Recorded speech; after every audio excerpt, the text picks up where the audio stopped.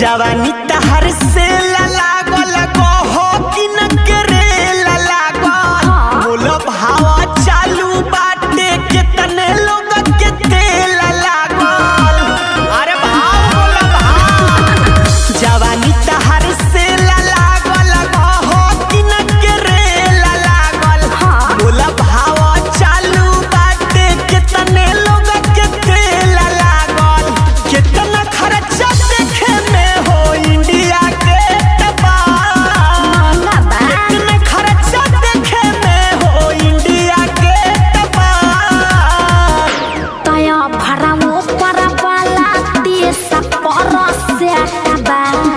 नीचे वाला महला रे तमाजा ओकरा से पूछा जकरा भेटबा नीचे वाला दोसर रेटबा।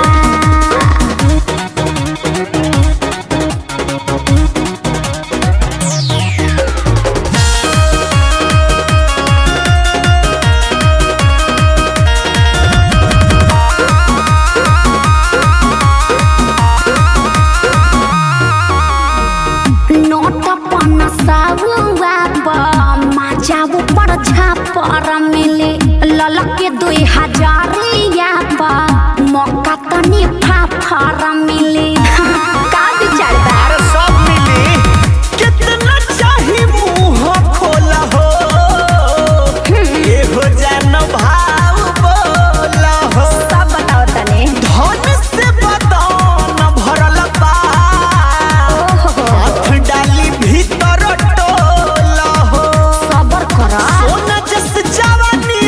24 कैरेट बा सोना जस जवानी है 24 कैरेट बा। तया भरा ऊपर वाला 30 पर सेट बा नीचे वाला महंगा रेट बा मजा ओकरा से पूछा जकरा भेटबा नीचे वाला दोसर रेट बा।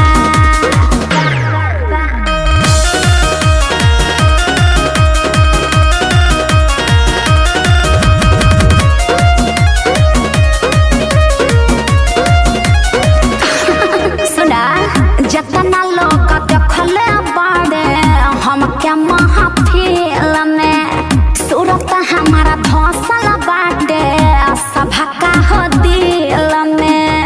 तू ऐसन चीज हवे बाड़ू तब का चीज तोहर सुपर लागता सच नीचे औरी ऊपर लागता। अयो मयो सौदला जवाब वाला हो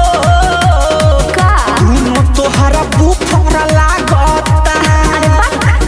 गोलू भी सुन पूरी कहे अब काले टबा गोलू भी सुन पूरी कहे अब काले टबा। तया भरा ऊपर वाला 30 पर सेटबा नीचे वाला महंगा रेटबा तमाजा ओकरा से पूछा जकरा भेटबा नीचे वाला दोसर रेटबा। अरे बाप इतनी सुंदर हूँ मैं क्या करूँ? कितना खर्चा देखे में हो इंडिया के टबा तया भरा ऊपर वाला 30 पर सेटबा नीचे वाला महंगा